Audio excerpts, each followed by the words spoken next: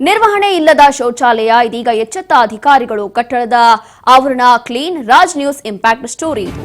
Gadag municipal college ಆವರಣದಲ್ಲಿರುವಂತಹ ಕಟ್ಟಡ. ಈ ಕುರಿತು ನಿಮ್ಮ ರಾಜ್ ನ್ಯೂಸ್ ನಲ್ಲಿ ಒಂದು ಸುದ್ದಿಯನ್ನು ನಾವು ತೋರಿಸಿರ್ತೀವಿ, ಪ್ರಸಾರ ಮಾಡಿರ್ತೀವಿ. ಇದೀಗ ಇದೇ ಒಂದು ಇಂಪ್ಯಾಕ್ಟ್ ಆಗಿರುವಂತದ್ದು ಸಂಬಂಧಪಟ್ಟಂತ ಅಧಿಕಾರಿಗಳು ಎಚ್ಚೆತ್ತುಕೊಂಡಿದ್ದಾರೆ.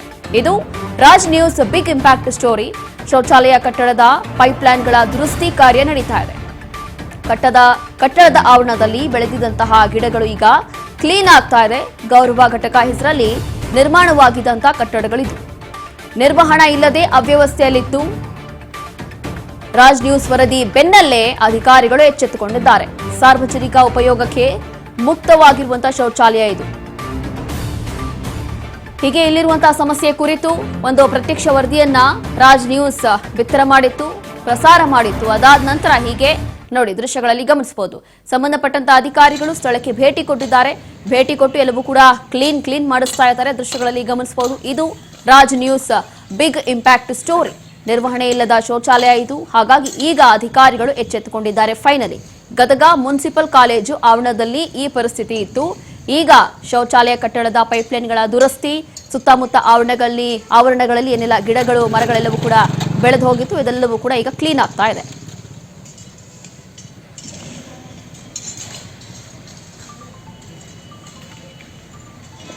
ಮುನ್ಸಿಪಲ್ ಹೈಸ್ಕೂಲ್ ಆ್ಯಂಡ್ ಕಾಲೇಜ್ ಆವರಣದಲ್ಲಿ ಬರ್ತಕ್ಕಂಥ ಈ ಗೌರವ ಘಟಕ ಅಂದರೆ ಈ ಶೌಚಾಲಯ ನಿರ್ಮಿತಗೊಂಡರೂ ಅದು ಓಪನಿಂಗ್ ಆಗಿದ್ದಿಲ್ಲ.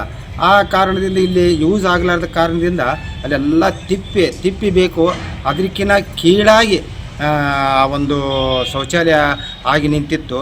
ರಾಜ್ ನ್ಯೂಸ್ ಕನ್ನಡದವ್ರು ಬಂದು ಆ ಒಂದು ಏನು ಶೌಚಾಲಯ ಸುತ್ತಮುತ್ತ ಏನು ವಾತಾವರಣ ನಿರ್ಮಿತಗೊಂಡಿತ್ತಲ್ಲ, ತಿಪ್ಪೆ ಅಂತ ವಾತಾವರಣ, ಅದನ್ನು ಅವರು ನ್ಯೂಸ್ನಲ್ಲಿ ವಿಸ್ತರಿಸಿದರು. ಆವಾಗ ಈ ನಗರಸಭೆಯ ಪೌರಾಯುಕ್ತರಾಗಿರ್ಬೋದು, ಅದಕ್ಕೆ ಸಂಬಂಧಪಟ್ಟಂಥ ಅಧಿಕಾರಿಗಳು ಏನದರಲ್ಲ ಎಚ್ಚೆತ್ತುಕೊಂಡು 15 ದಿವಸ ಅವರಿಗೆ ಟೈಮ್ ಕೊಟ್ಟಿದ್ದರು.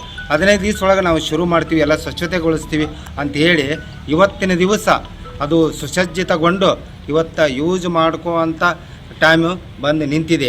ಯಾಕಂದರೆ ಫುಲ್ಲು ಸ್ವಚ್ಛ ಮಾಡಿ ನಿಲ್ಲಿಸಿದೆ. ಅದಕ್ಕೆ ಕಾರಣ ಯಾರಪ್ಪ ಅಂದರೆ ಈ ರಾಜ್ ಕನ್ನಡ ಅಂತ ಹೇಳಕ್ಕೆ ನಾವು ಅವರಿಗೆ ಅಭಿನಂದನೆಗಳನ್ನ ಸಲ್ಲಿಸ್ತೀವಿ. ಇವತ್ತು ನಮ್ಮ ಈ ಏನು ವಿದ್ಯಾರ್ಥಿನಿಯರಿಗಾಗಿರ್ಬೋದು, ಇಲ್ಲೇ ಏನು ಸಾರ್ವಜನಿಕರಿಗೆ ಸಿಕ್ಕ ಜಯ ಅಂತ ಹೇಳ್ತೀವಿ. ವಾರದ ಹಿಂದೆ ಮುನ್ಸಿಪಲ್ ಹೈಸ್ಕೂಲ್ ಗ್ರೌಂಡ್ನಲ್ಲಿರುವ ನಮ್ಮ ಗೌರವ ಘಟಕದ ಬಗ್ಗೆ ವರದಿ ಮಾಡಿದರು.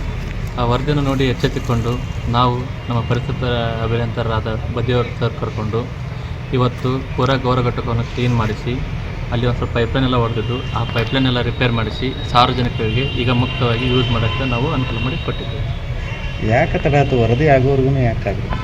ಈ ಗೌರವ ಘಟಕವನ್ನು ನಾವು ಮುನ್ಸಿಪಲ್ ಹೈಸ್ಕೂಲ್ ಕಮಿಟಿಗೆ ನಾವು ಪ್ರಿನ್ಸಿಪಲ್ ಅವ್ರಿಗೆ ನೀಡಿದ್ವಿ ಮೇಂಟೆನೆನ್ಸಿಗೆ. ಅವ್ರು ಶಾಲಾ ಕಾಲೇಜುಗಳು ರಜೆ ಇರೋ ಸಂಬಂಧ ಅದನ್ನು ಬಂದ್ ಮಾಡ್ಕೊಂಡಿದ್ರು.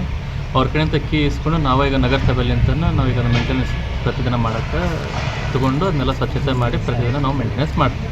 ಇಲ್ಲ ಪೂರ ಮುನ್ಸಿಪಲ್ ಅವ್ರಿಗೆ ಕೊಟ್ಟಿದ್ದು ನಾವು ಎರಡೂ ಯೂಸ್ ಮಾಡೋ ಸಂಬಂಧ ಅದರ ಸಂಬಂಧ ಅವ್ರು ಬಂದ್ ಮಾಡ್ಕೊಂಡು ಹೋಗಿದ್ರು. ಈ ಸಾರ್ವಜನಿಕ ಮತ್ತು ಕಂಪೌಂಡಲ್ಲಿರುವಂಥ ಗೌರವ ಘಟಕನೂ ಸಹಿತ ಎರಡೂ ಸಹಿತ ನಮ್ಮ ನಗರಸಭೆಯಲ್ಲಿ ಅಂತ ನಾವು ಬಂದು ಮೇಂಟೆನೆನ್ಸ್ ಮಾಡ್ಕೊಂಡಿದ್ವಿ.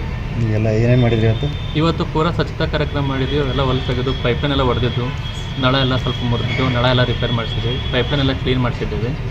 ಈಗ ಎಲ್ಲ ಪೂರ ಸೀಟ್ಸ್ ಕಮ್ಮಡು ಎಲ್ಲ ಇದ್ದು ಅವನ್ನೆಲ್ಲ ಕ್ಲೀನ್ ಮಾಡಿಸಿ ಎಲ್ಲ ಸ್ವಚ್ಛತೆಯನ್ನು ಮಾಡಿಕೊಂಡು ಈಗ ಸಾರ್ವಜನಿಕ ಯೂಸ್ ಮಾಡೋಕ್ಕೆ ನಾವು ರೆಡಿ ಮಾಡಿಕೊಂಡಿದ್ದೀವಿ.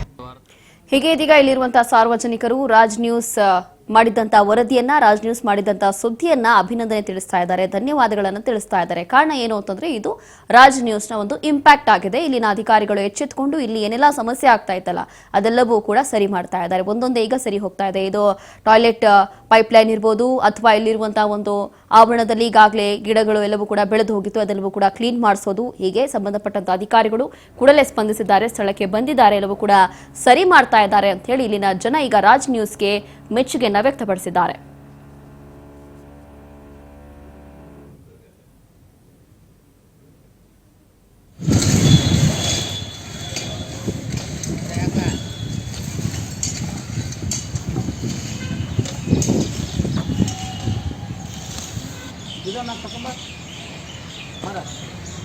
ಇಲ್ಲೇ ಸ್ವಲ್ಪ